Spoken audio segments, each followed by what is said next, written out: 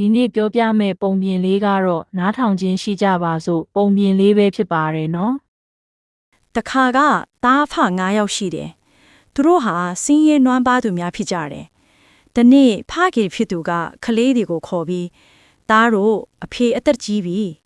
သားတို့ကိုဘာမှလည်းပေးเสียရမရှိဘူးအခုသားတို့အရွယ်ရောက်လာကြလို့ပညာရေးစီးပူးသင်ယူပါတို့ခေါ်ပြီးတွန်တင်ဆုံးမော်တယ်ကလေးတွေကဘာစကားမှပြန်မပြောပါဘူးဖခင်ရဲ့စကားကိုနားထောင်နေတယ်ဒါနဲ့ကလေး4ယောက်ဟာခရီးထွက်လာခဲ့ကြတယ်သူတို့လမ်းသွားရင်ကြီးမားတဲ့တစ်ပင်တစ်ပင်ရှိတဲ့နေရာရောက်တဲ့အခါညီကို4ယောက်ကငါ့ကို4နှစ်ကြာပညာသွားစီးပူးလေ့လာခဲ့ရမယ်အချိန်ပြည့်ရင်ဒီတစ်ပင်အောက်မှာပဲပြန်လာစုံကြရအောင်လို့တိုင်မင်ပရောစုဆွေးနွေးပြီးတဘိုးတူညီကအတီးတီးခရီးထွက်ခွာသွားကြတယ်ပထမတစ်ယောက်ကဘေဒင်တွက်တဲ့အတတ်ပညာကိုသွားသင်ယူတယ်ဒုတိယတစ်ယောက်ကအခိုးတော်တဲ့သူတစ်ယောက်စီမှာပညာသင်ယူပြီးခိုးဝတ်တဲ့ပညာတွေအကုန်သင်ယူလာခဲ့တယ်တတိယတစ်ယောက်ကမြားပစ်အတတ်ပညာကိုသင်ယူလာခဲ့ပြီးမြားပစ်တော်သောသူတစ်ယောက်ဖြစ်သွားတယ်စဒုံထတစ်ယောက်ကအချုပ်အတတ်ပညာစီးပူးပြီးအချုပ်တော်သောလူတစ်ယောက်ဖြစ်လာတယ်ပြော့သည်ဖြစ်စေမာသည်ဖြစ်စေအကုန်လုံးကောင်းကောင်းချုပ်ယူလို့ရတယ်သူတို့ပညာတွေကို4နှစ်ကြာစီးပူးပြီးနောက်သူတို့4ယောက်ဟာချင်းဆိုတဲ့တစ်ပင်အောင်မှာပြန်လဲဆုံကြပြီးဖခင်ထံပြန်လာခဲ့တယ်။အိမ်ရောက်တော့သူတို့ကဖခင်အားတင်ကြားခဲ့ရတဲ့ပညာတွေကိုပြောပြလို့ဖခင်ကကောင်းပြီတားတို့ဒါဆိုရင်ခြံထဲကတစ်ပင်ကြီးတစ်ပင်ပေါ်မှာရှိတဲ့ငှက်တိုက်ထဲမှာငှက်ဥဘယ်နှလုံးရှိသလဲလို့မေးလေ။ထိုအခါတာအကြီးဆုံးကငှက်ဥ9လုံးရှိတယ်အဖေကောင်းပြီအဲ့ဒါဆိုရင်ငှက်ဥ9လုံးကိုငှက်မခီးမသိအောင်တွားယူပေးလို့ပြောတော့ဒုတိယသားကငှက်ဥကိုငှက်မခီးမသိအောင်ယူလာပေးတယ်ဖခင်ကအဲ့ဒီငှက်ဥ9လုံးကိုအစင်လိုက်ချပေးတယ်3ယောက်မြောက်သားကငှက်ဥတွေအစင်လိုက်ချပြီးတဲ့အခါဖခင်ကအဲ့ဒီငှက်ဥအားလုံးကိုအခွန်မကွဲအောင်အလဲတဲ့တဲ့မှာပြစ်တယ်3ယောက်မြောက်သားကဖခင်ခိုင်းတဲ့အတိုင်းလုပ်တယ်သူကမြားပစ်တော်လို့သူ့အလုပ်အောင်မြင်သွားတယ်ဒါနဲ့ဖခင်က4ယောက်မြောက်သားကိုခေါ်ပြီးကွဲသွားတဲ့ငှက်ဥတွေကိုပြန်ချုပ်ပါတဲ့4ယောက်မြောက်သားကအချုပ်တော်လို့ကွဲသွားတဲ့ငှက်ဥတွေကိုကောင်းမွန်စွာပြန်ချုပ်ပစ်တယ်ဖခင်ကသားတွေရဲ့လက်ရည်တွေမြင်ရတဲ့အခါသား4ယောက်ကိုယုံကြည်စိတ်ချသွားတယ်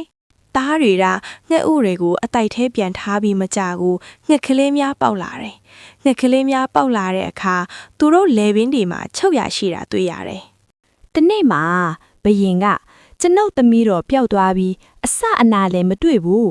ကျွန်ုပ်ရဲ့သမီးတော်ကိုတယောက်ယောက်ကရှာတွေ့ရင်အဲ့ဒီလူနဲ့လက်ထပ်ပေးမယ်လို့မြို့တော်တစ်မြို့လုံးကိုမောင်းခတ်ပြီးရှောက်လဲကြီးညာတဲ့အဲ့ဒီတရင်ကိုညီကို4ယောက်ကကြားသွားပြီးတူးနဲ့တူးတိုင်မင်ဆွေးနွေးကဘယင်စီတို့သွားကြည့်ပြီးအရှင်ဖျားအကျွန်ုပ်တို့ကိုလှေတစင်းပေးရင်ဘယင်သမီးတော်ကိုတွားရှာပေးမယ်တဲ့အဲ့ဒီမှာဘေဒင်တွက်တဲ့သူကဘယင်သမီးတော်ကိုငကားတကောင်ပတ်ခွေထားတာတွေ့ရတယ်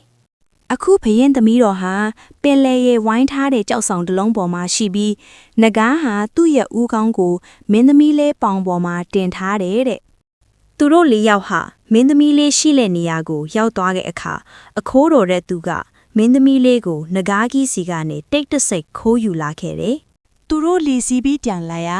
ငကားကလက်နိုးလာပြီးသူတို့ကိုပေါက်တက်ဖို့နောက်မှလိုက်လာနေလေအဲ့ဒီမှာမြားအပြစ်တော်တဲ့သူတယောက်ကငကားကိုပြစ်လိုက်တာကြောင့်ငကားကြီးဟာချက်ချင်းမသေးသွားတဲ့အတွက်သူ့ရဲ့အမီးနဲ့လှေကိုပေါက်ပြစ်လိုက်တယ်လှေတစ်စင်းလုံးပျက်စီးသွားတယ်ဒါကိုအချုပ်တော်တဲ့တယောက်ကဒဇစီဖြစ်နေတဲ့လှေကိုပင်ကိုအတိုင်းပြန်ချုပ်ပေးတယ်သူတို့4ယောက်လည်းဘယင်သမီးတော်နဲ့အတူဘယင်နန်းတော်သို့လှေပြန်စီးလာခဲ့တယ်ဘယင်စီပြန်ရောက်တော့အရှင်ဖျားရဲ့ဂတိအတိုင်းဘယင်သမီးတော်ကိုကျုပ်တို့အားပေးတော်မူပါလို့ရှောက်တယ်နဲ့ဘယင်ကအတင်တို့4ယောက်ဖြစ်တဲ့အတွက်အတင်တို့ကိုမပေးနိုင်ဘူးလို့ပြန်ဖြေဆိုပါတယ်အဲ့ဒါနဲ့ညီကို4ယောက်ကအရှင်ဘယင်ရဲ့ဂတိအတိုင်းကျုပ်တို့ကိုဖြည့်ဆည်းပေးရမယ်တဲ့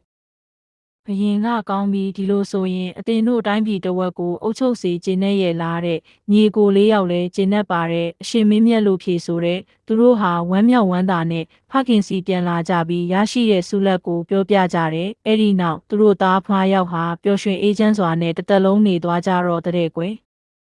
ဒါကြောင့်ပရိသတ်တို့ရေမိဘစကားကိုနားထောင်ပြီးလိမ္မာရေးချမှုရှိလျင်ပျက်စီးခြင်းကိုရောက်မသွားကြပါဘူးနော်ပုံမြင်လေးကတော့ဒါပါပဲနော်အချစ်တို့ရေ channel လေးကို like and subscribe လုပ်ပေးခဲ့ပါအောင်နော်